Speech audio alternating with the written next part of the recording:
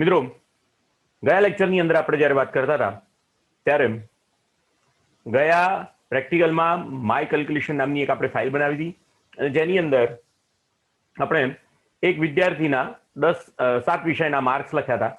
સાથે સાથે એ વિદ્યાર્થીના માર્ક્સની અંદર સરવાળો કરવા માટે કેવી રીતે ફંક્શન લખી શકાય, એના ટકાવારી માટે કેવી રીતે ફંક્શન લખી શકાય અને એ પાસ છે કે ફેલ એના માટેનું કેવી રીતે ફંક્શન લખી શકાય એની વાત આપણે જોઈએ.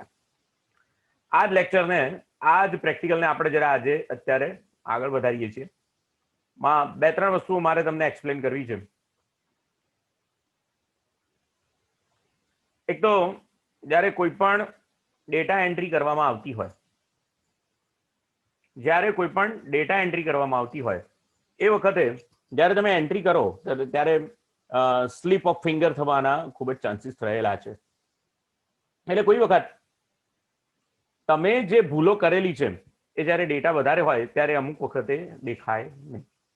તો એ સંજોગોમાં તમારે તમારા કોમ્પ્યુટરને એવી રીતે અથવા તમારી જે શીટ છે એને એવી રીતે બનાવવી પડે કે જેના દ્વારા તમે જે ડેટા એન્ટ્રી કરો છો એ ડેટા એન્ટ્રીની અંદર તમારી ભૂલો એ ઉજાગર થાય. તો એને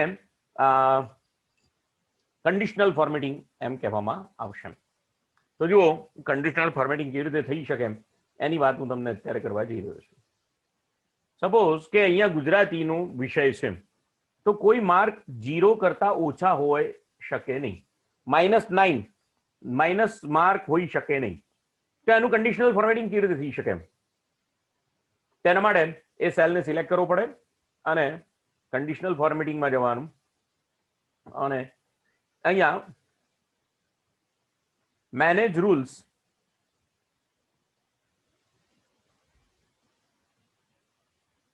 નવો રૂલ બનાવવાનો, format a value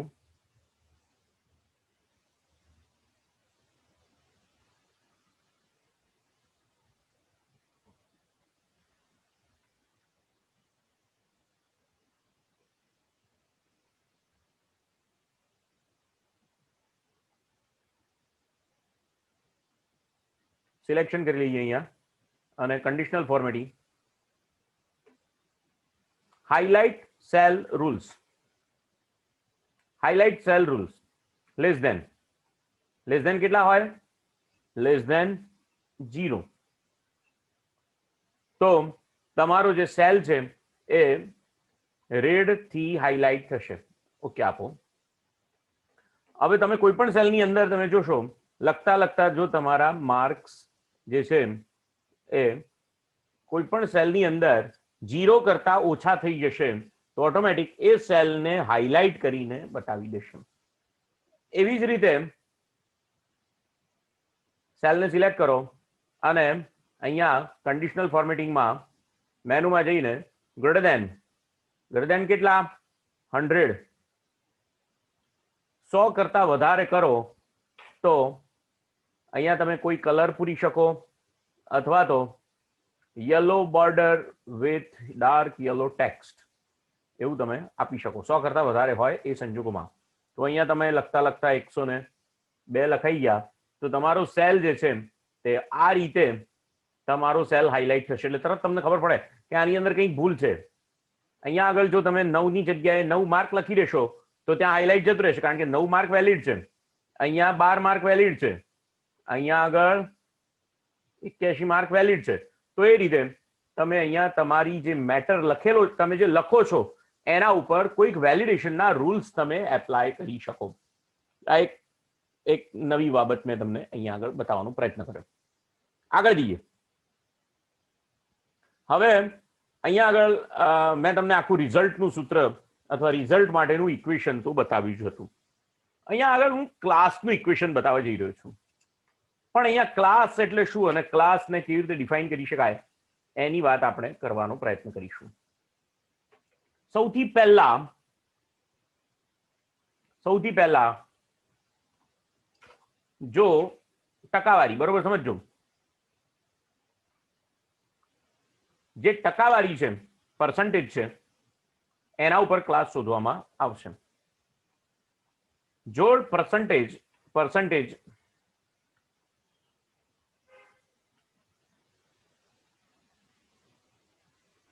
greater than 75 હોય અને less than 100 હોય, less than equal to 100 અને greater than equal to 75. એટલે એનો મતલબ એવો થયો કે 75 થી 100 ની વચ્ચે, એમ સમજો, એને શું કહેવામાં આવશે? ડિસ્ટિંક્શન. એને ડિસ્ટિંક્શન કહીશું. એ રીતે અહીંયા 70 લઈ શકાય, 70 થી 100 ની વચ્ચે. એવી રીતે 60 થી 70 ની વચ્ચે ફર્સ્ટ ક્લાસ કહેવાશે, ફર્સ્ટ ક્લાસ કહેવાશે. એવી રીતે 50 થી 60 ની વચ્ચે એને સેકન્ડ ક્લાસ કહેવાશે. એ રીતે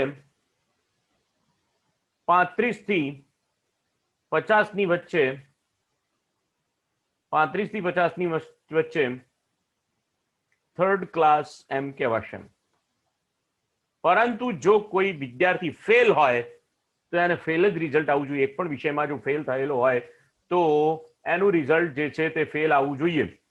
તો ફેલ હોય એના માટે, જો ફેલ હોય તો એના માટે ફેલ જ લખાયેલું આવવું જોઈએ. હવે તમારે આવું કરવું હોય તો એના માટે તમને અહીંયા કાં તો તમે બે પ્રકારની શરત મૂકી શકો, કાં તો બિટવીન નામનું એક ફંક્શન છે. અહીંયા તમે જુઓ, ઓલ ફંક્શનમાં જઈને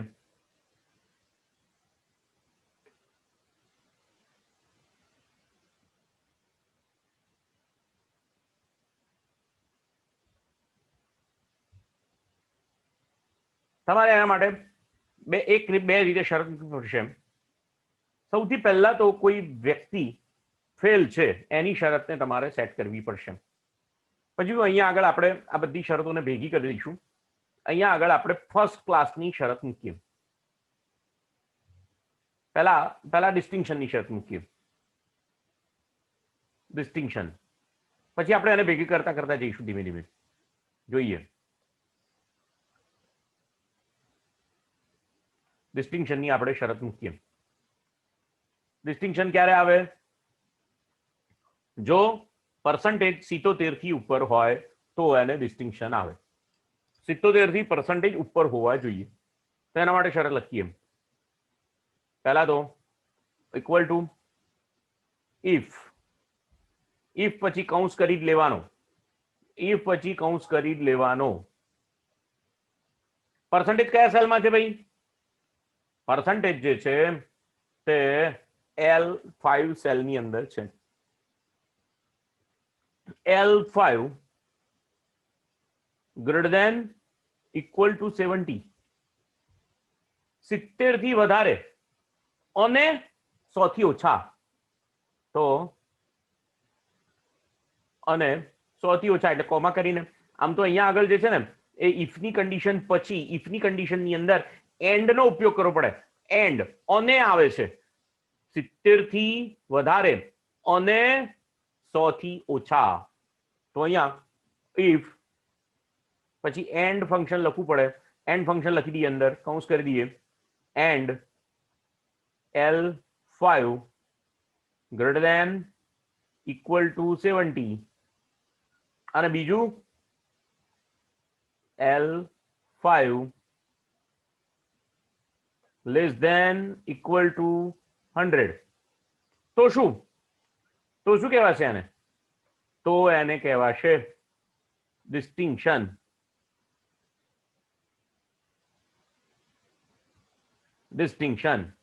અને જો ડિસ્ટિંક્શન ના હોય તો અત્યારે હાલ આપણે એમ કહીએ છીએ કે આપણને અત્યારે હાલ ખબર નથી. આપણે એવું કહીએ છીએ. તો જો અત્યારે કયો ક્લાસ કહેવાશે ખબર નથી. ડિસ્ટિંક્શન તો છે, સોરી ડિસ્ટિંક્શન નથી, પણ ડિસ્ટિંક્શન નથી તો કયો ક્લાસ છે ખબર નથી. પણ આપણે એને અહીંયા જોઈ લઈએ. 70% કરતા વધારે એને માર્ક મૂકી દઈએ. તો અહીંયા એને 85 માર્ક મૂકીએ, 61% થઈ ગયા. અહીંયા જે 43 છે એની જગ્યાએ 87 મૂકીએ, 67 થયા. અને હવે આ જે 35 છે એની જગ્યાએ 60 માર્ક મૂકીએ. તો જો ડિસ્ટિંક્શન એની ટકાવારી 71 થી 71.14 થઈ એટલે તરત ડિસ્ટિંક્શન આવ્યું. અહીંયા 60 છે એની જગ્યાએ 7 માર્ક ઘટાડીએ એટલે 1% ઘટશે એટલે 53 કરીએ તો 70.14 છે તો પણ ડિસ્ટિંક્શન કહેવા છે આને. પણ જો એની અંદર 50 કરી દઈએ તો પાસ 69.71 છે. 69.71 અહીંયા 51 માર્ક કરીશું તો એની ટકાવારી 69.86 છે તો પણ એ ખબર નથી. લેસ ધેન છે, ગ્રેટર ધેન ઇક્વલ ટુ હોય તો જ તમારું કામ કરવાનું છે, એવું આપણે એને સ્પષ્ટ કરી દેલું છે. બરોબર છે. પણ આપણે આની અંદર બીજું પણ એક કરીએ કે પહેલા જો એ પાસ છે કે ફેલ એટલું જોઈ લઈએ. પાસ છે કે ફેલ. જો ફેલ હોય તો બીજું કંઈ કરવાની જરૂર નથી. જો ફેલ હોય તો બીજું કંઈ કરવાની જરૂર નથી. પછી એની ટકાવારી તમારે શોધવાની.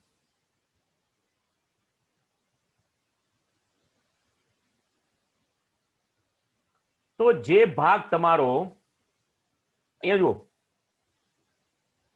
આ બે ફંક્શનને આપણે ભેગા કરવા જઈ રહ્યા છીએ.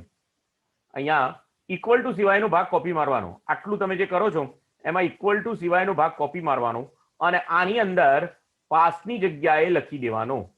પાસ કાઢી નાખવાનું. પાસની જગ્યાએ તો તમે ક્લાસ જ લખી દેવાના છો સીધા. તો અહીંયા પેસ્ટ કરી દેવાનું. હવે તમે જુઓ આ કાઢી નાખીએ છીએ આપણે. સોરી, એ પણ રહેવા દઈએ.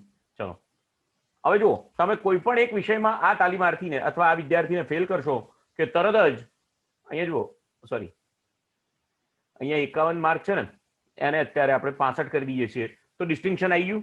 રિઝલ્ટના ખાનામાં ડિસ્ટિંક્શન આવી ગયું. રિઝલ્ટના ખાનામાં શું આવી ગયું ભાઈ? ડિસ્ટિંક્શન આવી ગયું. પણ એને જો તમે ફેલ કરી દો, 34 માર્ક મૂકી દો તો ત્યાં ફેલ થઈ જશે. ભલે ટકાવારી ગમે તે હોય, ટકાવારી ભલે 64 હોય, પણ એક વિષયમાં ફેલ છે તો એ ફેલ જ કહેવાશે. તો જુઓ તમારું ત્યાં કામ, આ શરત સાચી પડી તમારી. આ શરત તમારી સાચી પડી. બધા વિષયમાં 35 માર્ક હોય, જો હોય તો ચેક કરો શું એને ડિસ્ટિંક્શન છે. ડિસ્ટિંક્શન નથી તો અથવા જો 35 નથી તો એ સીધો ફેલમાં જતો રહેશે.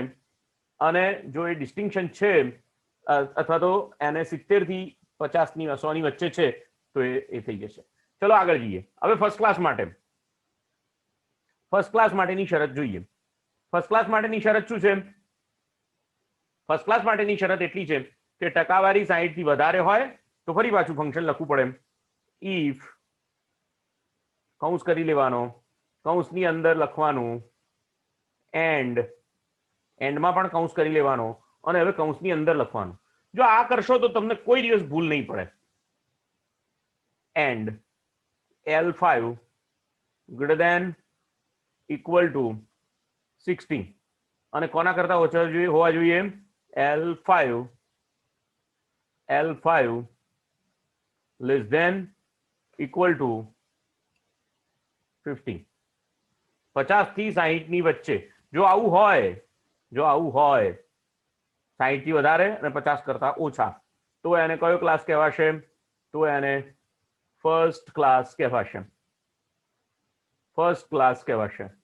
અને આવું ના હોય તો ખબર નથી શું કરવાનું. એ તો ડબલ ઇન્વર્ટેડ કોમાની અંદર આવું નથી તો ખબર નથી શું કરવાનું, એવું આપણે કહી દીધું. તો જો અહીંયા આ વ્યક્તિ જે છે એને L5 60 કરતા વધારે છે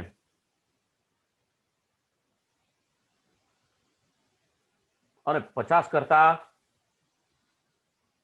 ઓછા છે તો એને ફર્સ્ટ ક્લાસ આવવો જોઈએ, પણ નથી આવતો.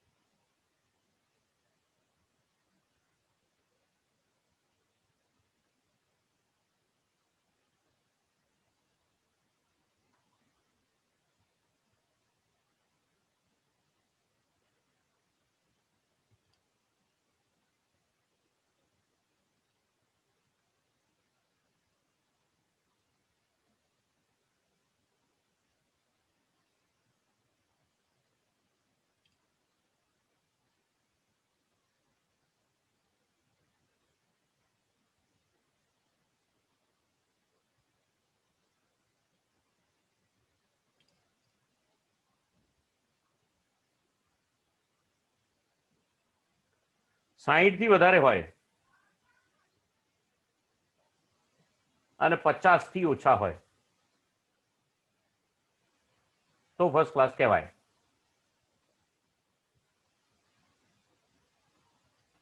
કન્ડિશનની અંદર એન્ડ જ આવશે.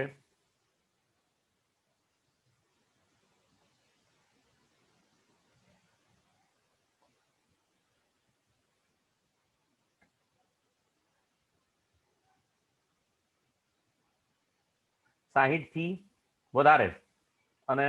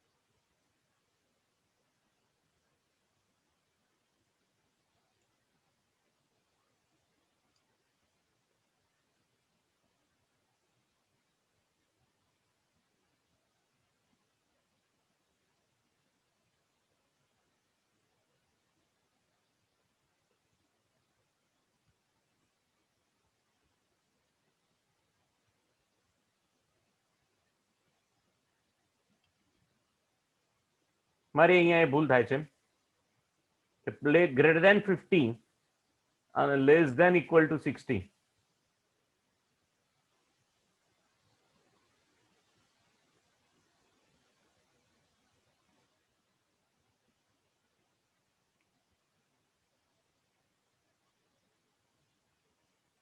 અહીંયા 60 થી વધારે હોય, 60 થી વધારે હોય અને 70 થી ઓછા હોય તો એને ફર્સ્ટ ક્લાસ કહેવાશે. તો એને ફર્સ્ટ ક્લાસ કહેવાશે. બરાબર છે. અહીંયા જોઈ લઈએ. અહીંયા તો ડિસ્ટિંક્શન આવી જશે. ડિસ્ટિંક્શન નથી એટલે ફર્સ્ટ ક્લાસ નથી. ડિસ્ટિંક્શન છે તો ફર્સ્ટ ક્લાસ નથી. પણ અહીંયા ફેલ છે, ફેલ છે તો કોઈ ક્લાસ નથી તો ફર્સ્ટ ક્લાસ. કારણ કે ફર્સ્ટ ક્લાસની અંદર આપણે પાસ ફેલની શરત મૂકેલી નથી અને એટલે આપણે હવે આ જે શરત છે એને ઇક્વલ ટુ વગર કોપી મારીએ છીએ અને ક્યાં મૂકીએ છીએ તો આ જે આપણી શરત છે કે ડિસ્ટિંક્શન નથી તો શું ચેક કરવાનું છે, તો એની અંદર ડિસ્ટિંક્શન નથી તો શું ચેક કરવાનું છે એની અંદર આપણી આખી શરતને મૂકી દઈએ છીએ. તો અહીંયા જે લાઈન કાઢી નાખી એને ત્યાં મૂકી દઈએ છીએ અને એન્ટર આપીએ છીએ. તો જો ફેલ તો થયો, ફેલ તો થયો અને અહીંયા આગળ તમે મૂકી દો 45 માર્ક તો તરત ત્યાં ફર્સ્ટ ક્લાસ બતાવશે. બધા વિષયમાં પાસ પણ છે અને ટકાવારી 67 થી વધારે, 67 થી 60 થી વધારે છે, 60 થી વધારે છે. ચાલો એવી રીતે સેકન્ડ ક્લાસ લખીએ. સેકન્ડ ક્લાસ, સેકન્ડ ક્લાસ માટે શું લખવાનું છે તો સેકન્ડ ક્લાસ માટે 50 થી વધારે અને 60 થી ઓછા. તો ફરીથી એક વખત ઇક્વલ ટુ. જો અહીંયા હું જુદું જુદું એટલા માટે લખું છું કે આખી શરતની અંદર જો તમે બધું ભેગું કરી દેશો ને તો તમને કશી ખબર નહીં પડે, ક્યાં ભૂલ આવે છે જ ખબર નહીં પડે. એટલા માટે હું બધા જુદા જુદા લખું છું સ્ટેટમેન્ટ અને એને પછી મર્જ કરતો જઉં છું, એને બધા ફંક્શનને મર્જ કરતો જઉં છું. તો આવી ટેકનિકથી તમારે લખવું જોઈએ. ઇફ કૌંસ લખી દો અને એન્ડ, એન્ડની અંદર પણ કૌંસ કરી દો અને ત્યાર પછી એન્ડની અંદર પણ કૌંસ કરી દો અને ત્યાર પછી એમ કહો કે ભાઈ હવે સેકન્ડ ક્લાસ ક્યારે કહેવાશે 50 થી ઉપર એટલે L5 greater than equal to 50, greater than equal to 50 અને L5 less than equal to 60. તો આને કયો ક્લાસ કહેવાશે? તો આને કોમા કરી અને તમારે લખવું પડે ડબલ ઇન્વર્ટેડ કોમામાં સેકન્ડ ક્લાસ. અને સેકન્ડ ક્લાસ નથી તો ખબર નથી કયો ક્લાસ છે, એ ખબર નથી, તો એના માટે ડબલ ઇન્વર્ટેડ કોમામાં 3-4 લાઈન મૂકો એટલે તમને ખબર પડી જાય. તો જુઓ અહીંયા સેકન્ડ ક્લાસ. હવે સેકન્ડ ક્લાસ માટે ચેક કરી લઈએ. અહીંયા આગળ અહીંયા 50 માર્ક કરી દઈએ, અહીંયા પણ 50 કરી દઈએ, અહીંયા જે 87 છે એને પણ 50 કરી દઈએ. તો જો સેકન્ડ ક્લાસ આવી ગયો. તો જો તો અહીંયા એનું રિઝલ્ટ શું આવી ગયું? સેકન્ડ ક્લાસ આવી ગયું. બરોબર છે? તો અહીંયા હવે આ જે શરત છે એને ઉપાડીને તમારી મેઇન શરતમાં મૂકી દો, એને ઉપાડીને મેઇન શરતમાં મૂકી દો. ઇક્વલ ટુ સિવાયનું કોપી કરો, ઇક્વલ ટુ સિવાયનું કોપી કરો અને તમારી જે રિઝલ્ટની છે શરત છે એની અંદર જ્યાં ખબર નથી શું કરવાનું છે ત્યાં આગળ તમારી આટલી શરતને મૂકી દો નવી, એને પેસ્ટ કરી દો. તો હવે તમારું સેકન્ડ ક્લાસનું લખાઈ ગયું. First class, second class, third ક્લાસની વાત કરીએ. હવે વાત કરીએ થર્ડ ક્લાસની. થર્ડ ક્લાસ કયો હશે? કયો બાકી રહ્યો સ્લોટ? 50 થી 35 થી 50 સુધીનો. તો થર્ડ ક્લાસ લખીએ. તો અહીંયા આગળ આપણે થર્ડ ક્લાસ લખીએ. થર્ડ ક્લાસ માટેની શરત લખીએ. તો અહીંયા લખવું પડે ઇક્વલ ટુ ઇફ અંદર કન્ડિશનમાં અહીંયા અંદર એન્ડની શરત એટલે નેસ્ટિંગ કર્યું છે આપણે. બધી શરતોનું નેસ્ટિંગ એક જ શરતમાં કરી દઈએ છીએ. એન્ડ લખીએ અને હવે શું કરીશું? એન્ડ L5 ગ્રેટર દેન 35, 35% વધારે હોય, 35% greater than equal to 35 and L5 less than equal to 50. જો આની અંદર થોડોક ફરક પડશે. જો 50% એક્ઝેક્ટ આવશે ને તો સેકન્ડ ક્લાસ એ થશે અને થર્ડ ક્લાસ એને ખબર નહીં પડે. તો એટલા માટે આપણે એ કરીએ છીએ. 50 કરતા ઓછું હોય, 50 કરતા ઓછું એ રીતે કરવું પડે. જો આવું હોય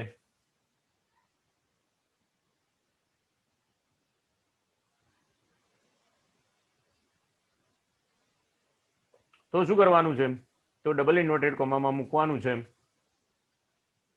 થર્ડ ક્લાસ અને કોમા કરી, નહીતર કંઈ લખવાનું નથી, સ્પેસ મૂકવાની છે એવું આપણે એને કહીએ છીએ. બરોબર છે? હવે જુઓ અહીંયા તકલીફ શું પડશે? એક્ઝેક્ટ જો 50% હશે, અહીંયા 50 કરી દઈએ, એક્ઝેક્ટ 50% હશે ને તો બધે ઠેકાણે તકલીફ પડશે.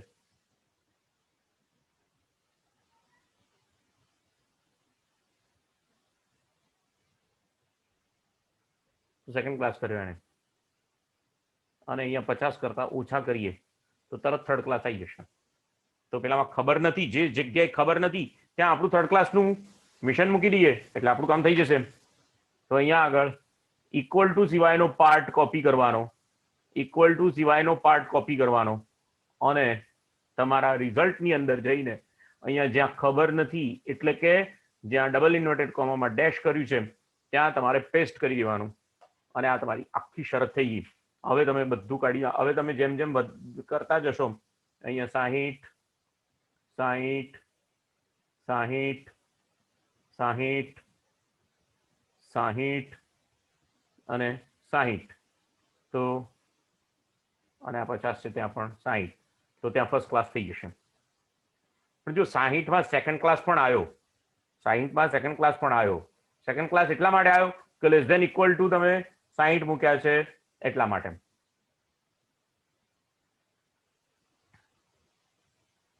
તો આ શરતની અંદર જ્યાં આગળ 60 થી વધારે અને 70 થી લેસ ધેન ઇક્વલ ટુ 70 70 થી વધારે તો અહીંયા લેસ ધેન ઇક્વલ ટુ તમારે કાઢી નાખવું જોઈએ. લેસ ધેન 70 પાછળનામાં ઇક્વલ ટુ કાઢી નાખવું જોઈએ.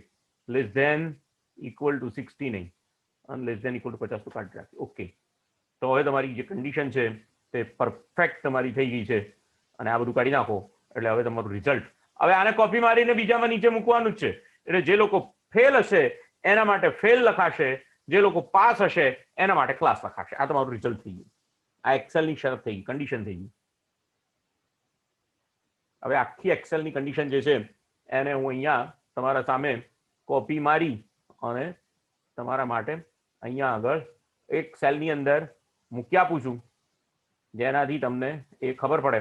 આ બધા સેલને હું અહીંયા મર્જ કરી લઉં છું અને એની અંદર આ જે આખી કન્ડિશન છે એને સિંગલ કોટેશન માર્કથી પેસ્ટ કરી આપું છું, જેથી આખી શરત જે છે કયા પ્રકારની છે એ તમે અહીંયા જોઈ શકો. અહીંયા તમે આખી જે કન્ડિશન છે એ કયા પ્રકારની છે એ તમે જોઈ શકો. એટલે આમ જોવા જઈએ તો બધી કન્ડિશન જુદી જુદી લખી છે અને બધી કન્ડિશનને જુદી જ કન્ડિશન હતી અને ભેગી કરીને એક જ કન્ડિશનમાં મેં મૂકી દીધી છે. એટલે કેટલા લેવલનું નેસ્ટિંગ થયું છે? અહીંયા 3 કે 4 લેવલનું નેસ્ટિંગ અહીંયા આગળ થયેલું છે.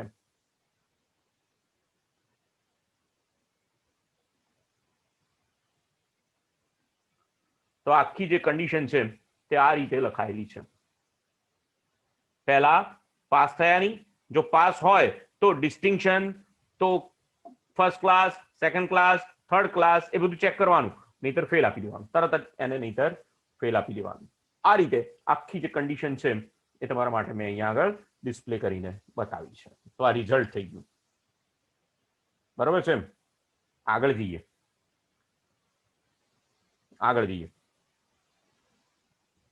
મેક્સિમમ અને મિનિમમ. મેક્સિમમ સૌથી પહેલા આપણે મેક્સિમમ પર ચર્ચા કરીશું.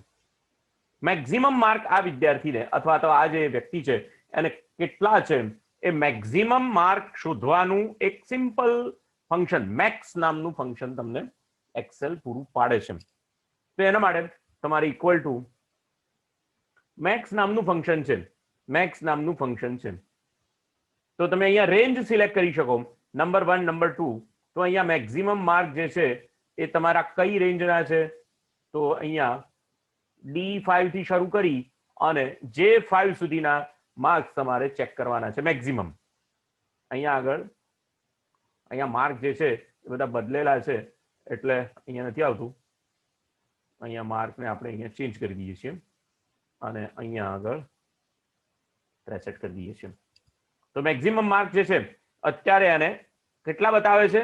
85. મેક્સિમમ માર્ક જે છે એ 85 બતાવે છે. પણ આપણે આવું નથી કરવું. આ તો બહુ સરળ છે. મેક્સિમમ માર્ક કયા વિષયમાં એને પ્રાપ્ત કર્યા છે, મેક્સિમમ માર્ક્સ એને કયા વિષયમાં પ્રાપ્ત કર્યા છે એ આપણે અહીંયા શોધીને બતાવવું છે. એના માટે 2-3 ફંક્શન જુદા જુદા લખવા પડશે અને જુદા જુદા ફંક્શન સાથે લખીને આપણે પછી એક જ ફંક્શનમાં એને મર્જ કરી દઈશું. એવું કરશું એટલે મેક્સિમમ શોધ્યું. એ જ રીતે અહીંયા મિનિમમ પણ આપણે શોધીએ. એ જ રીતે અહીંયા આ જે સેલ જે મર્જ કર્યા છે ને મેં, એને અનમર્જ કરવા હોય તો અહીંયાથી અનમર્જ થઈ શકે. બધા સેલ પાછા એમ થઈ જાય. બહુ મજા આવે એવું છે. સરળ, એકદમ ઈઝી.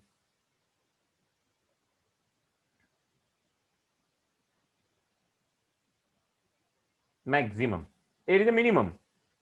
તો મિનિમમ નામનું ફંક્શન અહીંયા આગળ આપેલું છે તમને. ઇક્વલ ટુ મિનિમમ કૌંસ કરી તમારી રેન્જ સિલેક્ટ કરી લો. તમારી રેન્જ સિલેક્ટ કરી લો અને તમે આપો એટલે મિનિમમ 45. હવે 45 માર્ક કયા વિષયમાં છે? અને અત્યારે હાલ આપણે જોઈ શકીએ છીએ કે 45 માર્ક્સ એને સંસ્કૃત વિષયની અંદર છે. મેક્સિમમ માર્ક 85 છે. આપણે અત્યારે જોઈ શકીએ છીએ, મેન્યુઅલી ખબર પડે છે આપણને કે 85 માર્ક શેમાં છે? એને ઇંગ્લિશમાં છે. એ રીતે મિનિમમ માર્ક શેમાં છે? એને સંસ્કૃતમાં છે. પણ આપણે આવું કોમ્પ્યુટરને કેવડાવવું છે, આપણે એક્સેલ પાસે એવું નક્કી કરાવડાવવું છે કે ના ભાઈ મેક્સિમમ માર્ક જે છે એ આ વિષયમાં આટલા છે. હવે બરોબર ધ્યાન આપજો. આના માટે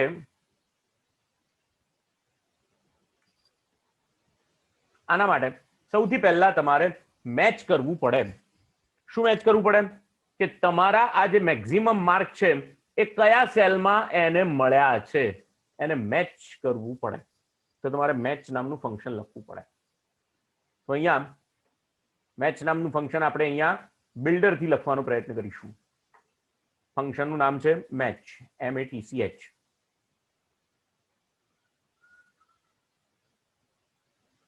મેચ નામનું ફંક્શન છે. તો અહીંયા મેચ. લુકઅપ વેલ્યુ કોને શોધવા પ્રયત્ન કરો છો તમે? મેક્સિમમ માર્ક્સને શોધવા પ્રયત્ન કરો છો. તો એટલે 85 ને શોધવા પ્રયત્ન કરો છો. એટલે N5 માં જે સેલમાં વેલ્યુ પડેલી છે એને શોધવાનો પ્રયત્ન કરો છો. ક્યાંથી પ્રયત્ન કરો છો ભાઈ?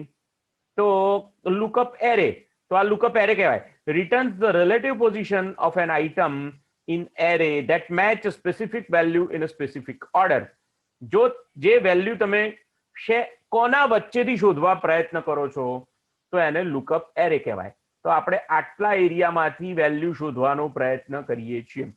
આટલા એરિયાની અંદરથી વેલ્યુ શોધવાનો પ્રયત્ન કરીએ છીએ. અને એને જો મેચ ટાઈપ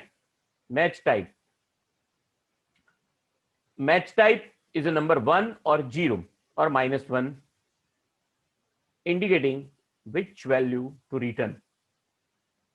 જો અહીંયા કાં તો 0 તમે લખી શકો, કાં તો 1 લખી શકો અને કાં તો -1 લખી શકો. એક્ઝેક્ટ વેલ્યુ મળે છે કે નહીં એ જોવા માટેનું આ છે. પણ અહીંયા આગળ તમને જો તમે અહીંયા જોશો તો તમને આ ફંક્શન દ્વારા તમને એ સમજણ પડે છે કે 7મા નંબરના કોલમમાં જેટલો મેં લુકઅપ વેલ્યુ આપી હતી એના 7મા નંબરના કોલમની અંદર આ વેલ્યુ મળે છે. 7મા નંબરના કોલમમાં મને આ વેલ્યુ પ્રાપ્ત થાય છે. તો મને જે કોલમમાં પ્રાપ્ત થાય છે એનું નામ જો હું અહીંયા લઈ આવી શકું એ કોલમનું તો મારું કામ થઈ જાય. તો અહીંયા મેક્સિમમ વેલ્યુ કયા કોલમમાં મળે છે એ શોધવા માટે કયું ફંક્શન લખ્યું તમે? મેચ ફંક્શન લખ્યું. જોઈએ આગળ. એક જ મિનિટ જરા.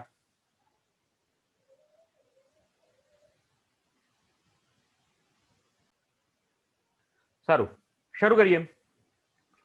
તો અહીંયા આપણે મેક્સિમમ નંબર અહીંયા છે. મેક્સિમમ નંબર જે છે કયા કોલમમાંથી પ્રાપ્ત થાય છે એ જોવાનો આપણે પ્રયત્ન કરતા હતા. કયા કોલમમાંથી મેક્સિમમ માર્ક્સ પ્રાપ્ત થાય છે એ જોવાનો પ્રયત્ન કરતા હતા. તો એના માટે મેચ ફંક્શનનો ઉપયોગ કર્યો. તો આપણે ફરી એક વખત મેચ ફંક્શન, અહીંયા મેચ ફંક્શનનો ઉપયોગ કરીએ છીએ. મેચ ફંક્શન લુકઅપ કોને જોવા પ્રયત્ન કરીએ છીએ? તો N5 ને જોવા પ્રયત્ન કરીએ. 85. લુકઅપ એરે કઈ વેલ્યુ પ્રત્યેથી? આ વેલ્યુમાંથી આટલી વેલ્યુઝની અંદરથી આપણે જોવા પ્રયત્ન કરીએ છીએ. કોને? લુકઅપ વેલ્યુને જોવા પ્રયત્ન કરીએ છીએ. 85 ને જોવા પ્રયત્ન કરીએ છીએ. કયા સેલમાં કયા નંબર ઉપર એ વેલ્યુ મળે છે. પણ અહીંયા તમારે એક્ઝેક્ટ વેલ્યુ તમારે શોધવાની છે. એટલા માટે તમારે 0 મૂકવો પડે. તો અહીંયા તમને એમ બતાવે છે કે 7મા નંબરમાંથી. હવે અહીંયા આપણે ચેક કરી લઈએ એક વખત કે અહીંયા 85 મૂક્યા છે તો 7મા નંબરમાં બતાવે છે. પણ અહીંયા 63 ની જગ્યાએ 87 કરી દઈએ તો તમને ત્રીજા કોલમમાંથી એ વેલ્યુ મળે છે એવું પ્રાપ્ત થાય. હવે આ જે વેલ્યુ છે એને તમારે જે ઉપર વિષયના નામ લખ્યા છે એની સાથે સરખાવવાની છે.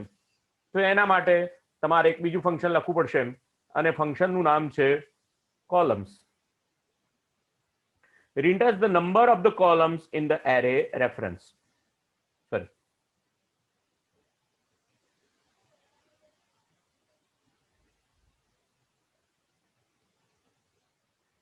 ઇન્ડેક્સ ફંક્શનનો આપણે ઉપયોગ કરીશું.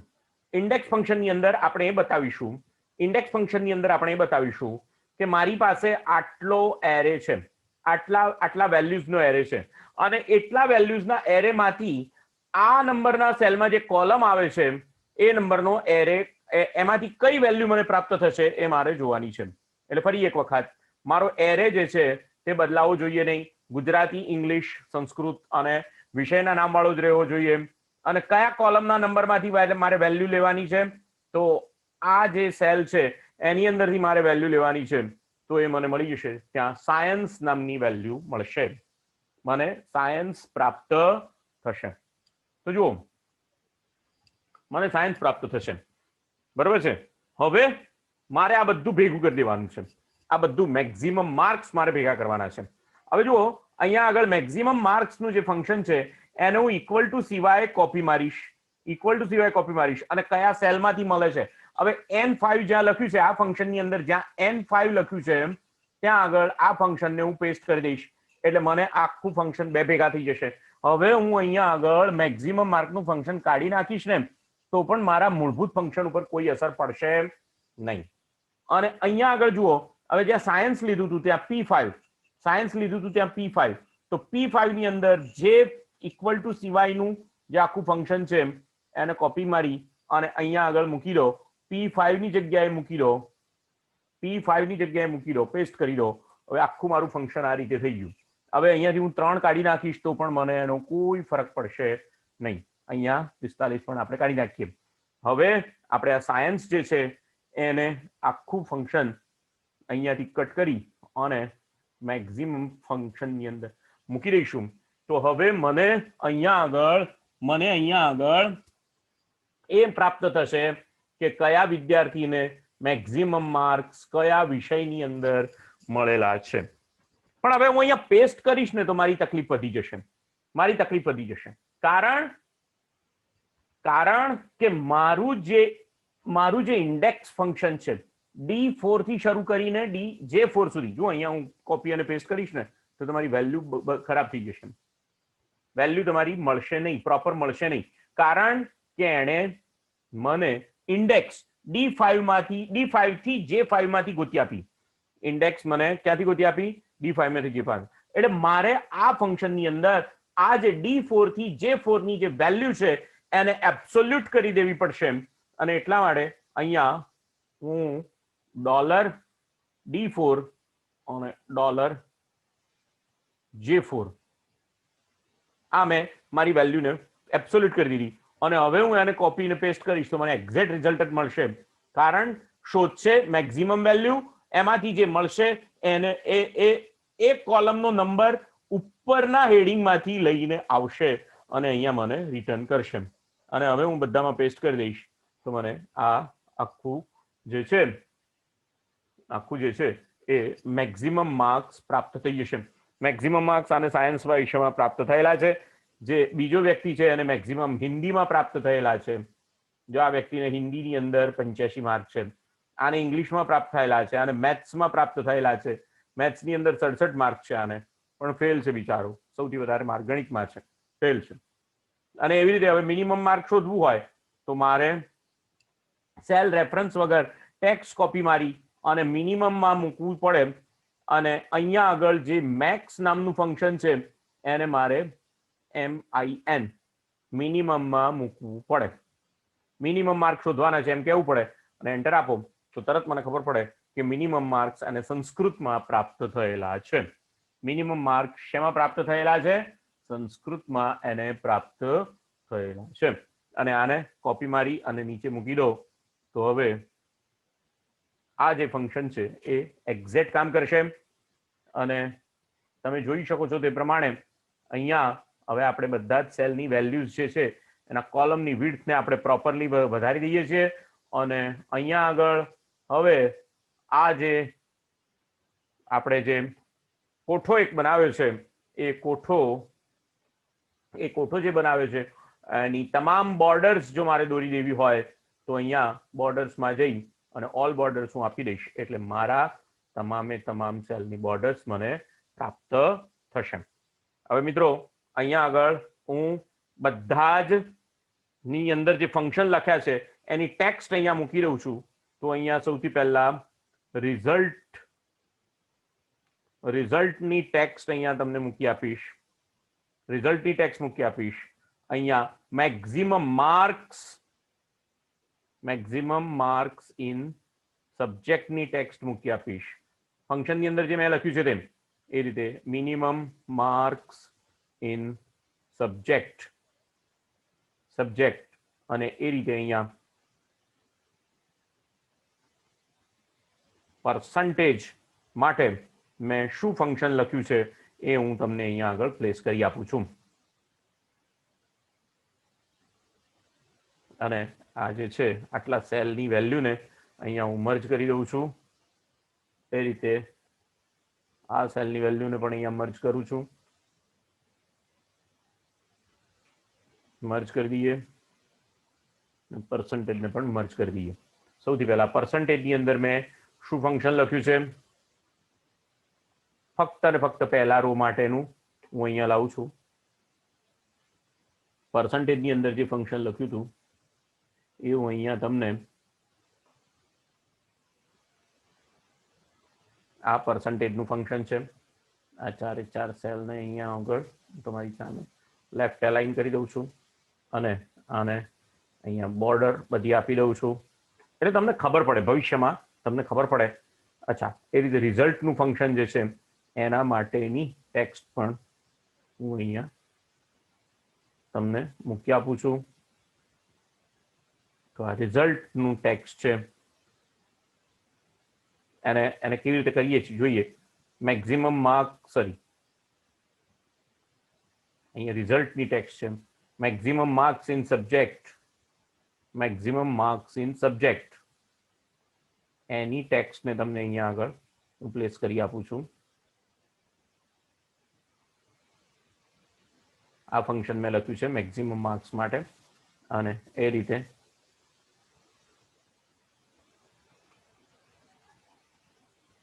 રીતે મિનિમમ માર્ક માટે પણ જે ફંક્શન લખ્યું છે એની ટેક્સ્ટને પણ તમને હું અહીંયા આગળ પ્લેસ કરી આપું છું.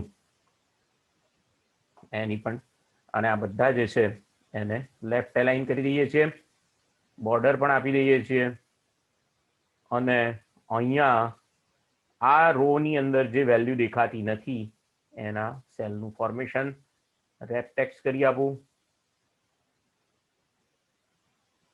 અને આ રો ને હું જરા થોડી તમને એનલાર્જ કરી આપીશ. ફોર્મેટ મેનુમાં જઈને અત્યારે નીચેની બાજુ દેખાય છે અને આખી લાઈન અહીંયા આવતી નથી, એને રેપ ટેક્સ્ટ કરવું પડશે. ફોર્મેટમાં જઈશ અને અહીંયા રેપ ટેક્સ્ટનું ઓપ્શન સિલેક્ટ કરીશ, જનરલ, અને બોટમમાં નહીં પણ ટોપની અંદર હું આપી દઈશ. તો મને આ રીતે આખું ફંક્શન મેં જે લખેલા છે એ મને ત્યાં આગળ દેખાશે. આ મારા ફંક્શન જે છે એને જરા બોલ્ડ પણ કરી દઈશ કે તમને એમાં સુવિધા રહેશે. તો મિત્રો, આ જે છે મેં તમને કોઈ કેલ્ક્યુલેશન, શીટની અંદર કેલ્ક્યુલેશન કેવી રીતે કરી શકાય એના માટેની આખી ટેકનિક મેં તમને થોડી ઘણી બતાવી છે.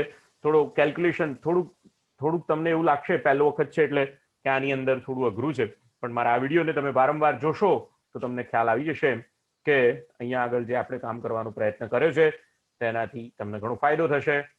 એટલે